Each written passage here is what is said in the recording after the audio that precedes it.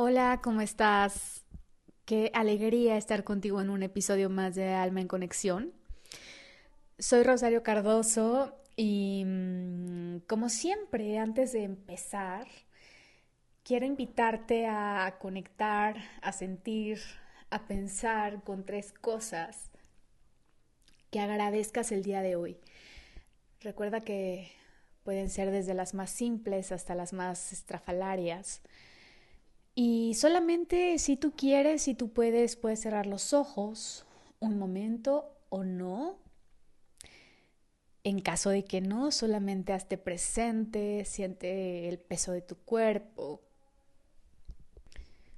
siente tu respiración, observa los colores que te rodean, siente las texturas de la ropa y trae a tu mente esta lista de pequeñas o grandes cosas que hoy te hacen feliz.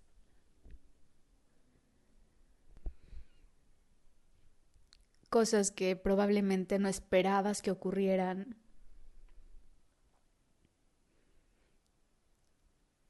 o personas que te rodean. Contacta con las sonrisas, contacta con las flores, con el cielo, con el sol, con la luna, con todo lo que sea que te rodea y agradécelo. Y ahora toma una respiración y regresa a este espacio conmigo. Gracias porque estás aquí. Te platico, estoy un poquito mal de la garganta, así es que espero no tener ningún episodio de garraspeo. Pero bueno, fíjate que el día de hoy quiero contarte un episodio muy particular de mi vida. Este es un podcast de espiritualidad y conciencia. La verdad es que trato de que sea mucho más de conciencia que de espiritualidad, porque en realidad para mí la espiritualidad tiene que ver con integrar opuestos, más allá de algún ritual, más allá de algún paradigma. Yo te he dicho que hoy por hoy soy ecléctica. Y justamente en el episodio anterior te contaba un poquito de cómo es mi relación con la fuente, de qué significa Dios para mí, o esto que llamamos Dios, ¿no? Te decía que, bueno, desde niña tuve la fortuna de que mi mamá, mi madre, me hiciera este regalo de saber que había una fuerza más grande, una energía inmensa que lo envuelve todo y que es como este mar en el que vive el pez, es como este gran océano en donde habita el pez. No es una energía externa, eh, es algo de lo que nosotros somos parte. Entonces, eh, yo he tenido, bueno, la dicha que desde niña, como gracias a estos hábitos que fui aprendiendo poco a poco, pude experimentar cosas muy particulares. Eh, Pude ver, pude hacer, ¿no? Que también ocurrieran cosas que parecían de pronto lejanas. Y la verdad, creo que nuestra vida, como bien dicen, se construye de hábitos, de pequeños hábitos. Fíjate que de estos hábitos que yo tenía, cuando yo tenía eh, 13, entre los 13 y 15 años, recuerdo que por las tardes, mientras yo me quedaba sola en casa, me sentaba en el sofá. Yo cerraba los ojos y visualizaba al Maestro Jesús sentado junto a mí. Y la verdad es que no veo a Jesús ya como este personaje que tiene que ver con credos, con alguna religión, porque la verdad es que yo creo que ni Cristo era cristiano, ni Buda era budista. Sin embargo, era mi referente y sigue siendo un referente para mí, este gran maestro, este gran pedagogo que justamente nos enseñó a amar, ¿no? Nos enseñó cómo se trabajaba la sombra, cómo se amaba incondicionalmente y cómo esta capacidad de transformarnos que teníamos los seres humanos, esta capacidad de hacer magia literalmente. Entonces yo cerraba los ojos sentada en ese sofá y me lo imaginaba. Y entonces lo veía sentado junto a mí y yo comenzaba a hablar incansablemente de todo un poco. Y una vez que me vaciaba, me quedaba en silencio, solamente respirando y sintiendo. Yo sabía que él estaba ahí sentado en el sofá, con los pies bien arraigados. Te prometo que yo sentía su presencia. Entonces yo podía estar ahí tal vez alrededor de una hora con mi maestro haciéndome psicoanálisis. Practiqué tanto esto que siempre que me sentía en aprietos, yo lo llamaba, sin necesidad de estar en ningún templo. Incluso mis amigas me encargaban rezos cuando necesitaban algo. Por alguna razón, no me preguntes cuál, ellas sentían efectividad en mis rezos. Otra de las cosas que yo hacía, de mis hábitos y pequeños rituales, era que cada noche yo religiosamente le hacía una carta a Dios. A mí me gusta mucho escribir desde hace muchos años, como verás. Y entonces yo le hacía una carta a Dios. Admito, como lo he hecho en otras veces, que no me gusta usar mucho la palabra Dios porque de pronto puede ser asociada con la imagen personificada de este hombre con barba blanca y larga sentado en un gran sillón con una hoja y una pluma apuntando cada una de nuestras faltas para cuando llegara el juicio final. No, hoy prefiero llamarle fuente. Pero bueno, en aquel momento mis cartas iniciaban con la palabra padre. Era mi forma de llevar un diario personal a modo de oración, pero la realidad es que yo le escribía el amor incondicional.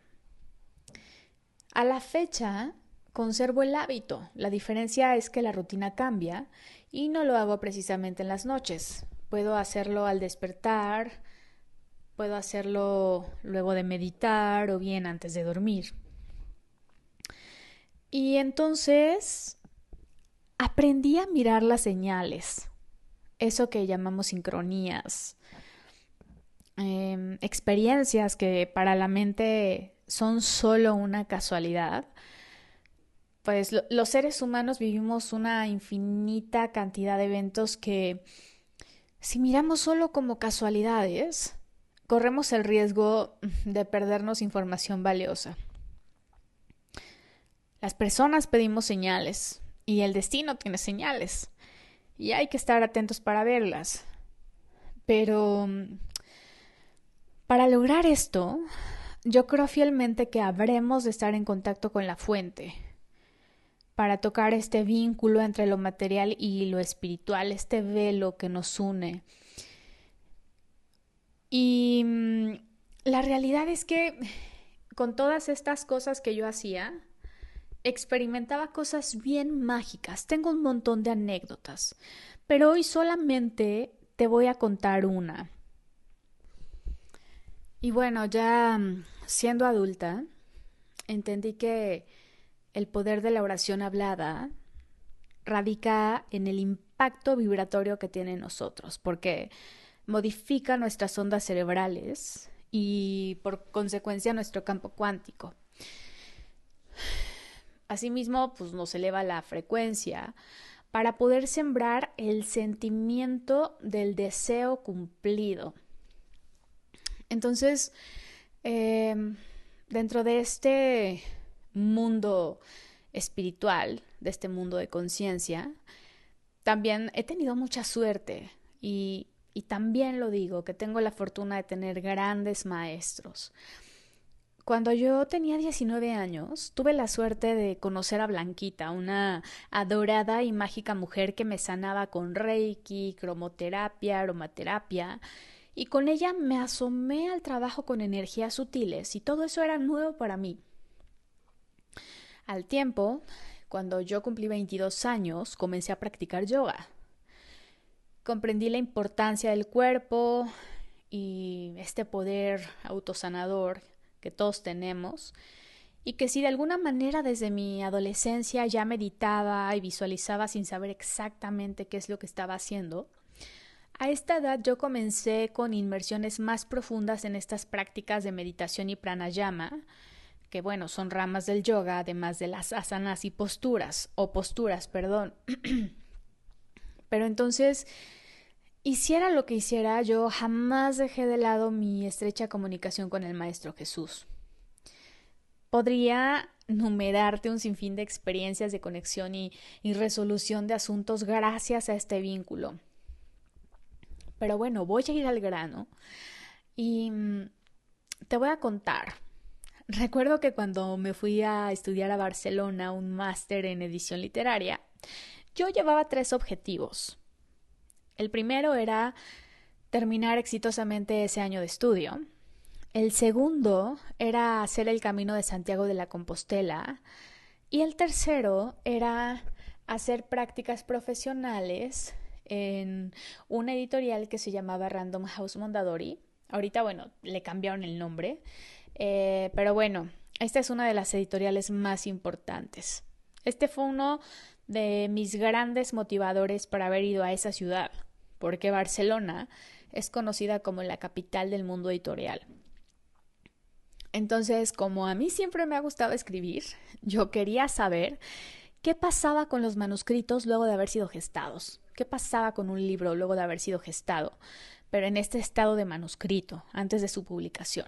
Pero bueno, de entrada te cuento que para hacer este año de estudio en Europa, yo ahorré 2 años. Y justo cuando me subí a ese avión en el 2008, se vino una de las devaluaciones más grandes que me ha tocado vivir. El punto aquí, bueno, no solo a mí, a todos, ¿verdad? Pero particularmente en este caso, te cuento que si me alcanzaba para pagar la universidad y vivir tranquila en tanto trabajaba adicionalmente, además de hacer mis prácticas profesionales, por lo menos 6 meses, me alcanzó, sí, para pagar todo el año de la escuela, pero la vida de solo 3 meses. O sea, yo estaba muy lejos de cubrir toda mi estancia. Mis pesos mexicanos me alcanzaron para poco dada su caída, que si bien la escuela ya estaba saldada, yo debía meter el pie al acelerador para buscar un trabajo. O sea, esto adicional a mis prácticas profesionales. En mis posibilidades de ese momento, quiero decirte que si bien encontrar empleo era fácil, accesar a esta editorial no sabía qué tan complicado podía ser, porque verás que como extranjera yo asumía que para entrar ahí tenía una ardua competencia, porque además mis compañeros eran filólogos y literatos y yo era la única que tenía estudios en administración de empresas. Eso sí, tenía experiencia en edición de revista. Y con eso yo me defendía muy bien, porque de alguna forma, por experiencia, entraba en el perfil de la gente que estudiaba este máster. Sin embargo, mi actitud y mi determinación en ese instante eran mi ventaja, pues me había costado mucho trabajo llegar ahí. Y la verdad es que yo creo que uno ama los proyectos, las cosas y las personas no por lo que son, sino por la energía que invertimos ahí. Yo llegué un octubre. Previo a mi viaje, yo llamé a la editorial desde México. Recuerdo que hablé con Ana de Recursos Humanos. Me presenté incluso antes de ser admitida por la universidad. Fíjate qué intensa. Pero bueno, yo le hablé de mi deseo de hacer prácticas ahí y educadamente ella me dijo que cuando estuviera instalada y ya inmersa en el máster hablábamos.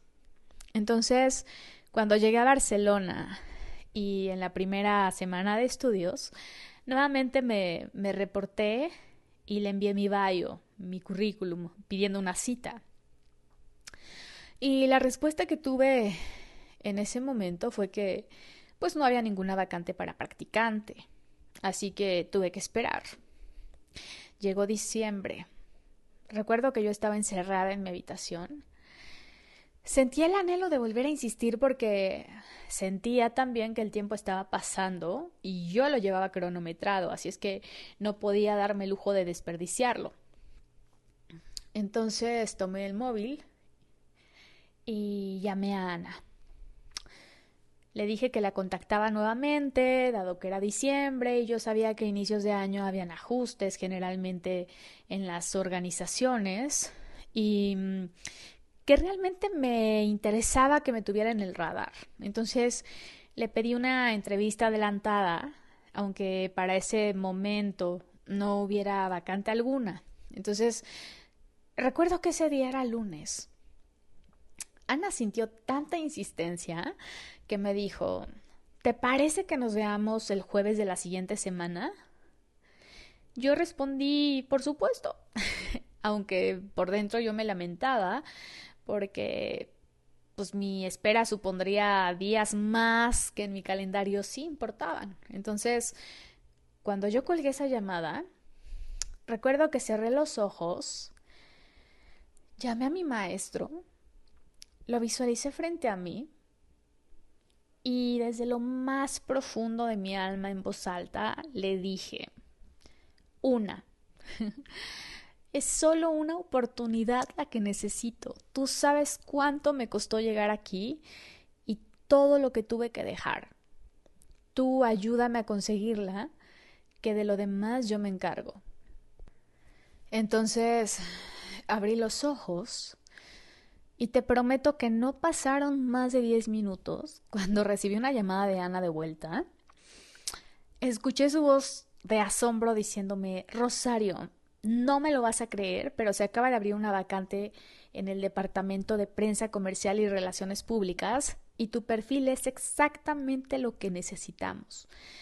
Si te parece, vente mañana mismo a entrevista con la directora del área. Solo es importante que sepas que hay alguien más que también busca esa posición. Entonces, ¿puedes imaginar mi emoción profunda e intenso sentimiento de gratitud? Así es que al otro día estuve puntual en mi cita a las 10 de la mañana. También me fue que ese mismo día empecé con mis actividades en la editorial. Entonces, ¿qué te quiero decir el día de hoy? Que cuando ya hayas hecho todo lo que está en tus manos, solo cierra los ojos, deja que tu alma postrada hable ante eso en lo que tú creas y verás cómo cuando te rindes, tu petición y tus plegarias son escuchadas y las cosas se acomodan. Entonces, yo te confieso que mantener y cultivar mi fe ha sido un reto porque también tuve que aprender a comprender que las cosas no siempre serían como yo quería o como mi ego las buscaba, ¿no? Hubo momentos en los que también experimenté rabia contra mi maestro a causa de esto, ¿no? Claro que con los años comprendí que ese no contundente ante mi plegaria me llevó por rumbos insospechados que me han traído hasta este lugar, hoy contigo y platicar. Me libró de relaciones catastróficas y lo más importante, de perderme a mí misma. Entonces, estudiar siempre me ha abonado muchísimo en mi experiencia espiritual, pues he tenido esta suerte, como te decía hace un ratito, de tener grandes maestros. Además, pues de que también he sido lectora voraz. Y Carl Jung, este psicoanalista, quien fue alumno de Freud, cambió totalmente mi perspectiva de las cosas en las que yo creía. La psicología junguiana ha sido una gran herramienta para mí. Y a través de sus teorías, yo comprendí cómo somos uno con el todo y que todas estas fuerzas sagradas y divinas habitan en el interior de cada ser humano. Yo comprendí parte de las cosas que experimentaba en mi infancia y adolescencia y mi óptica acerca del ritual en general también cambió por completo. Entendí finalmente que ese Dios del que siempre se habla, no nos mira de fuera, sino realmente desde dentro. Que el verdadero encuentro con Dios o la fuente, como le llamamos muchos, es el encuentro con nuestro inconsciente. Y bueno, esto es lo que te traje para compartir el día de hoy. Te dejo un abrazo fuerte y conectamos en el siguiente episodio. Acuérdate que me puedes encontrar en Instagram como Rosario Cardoso P de papá al final. Y puedes contarme si te resonó, si quieres que platiquemos de algún otro tema.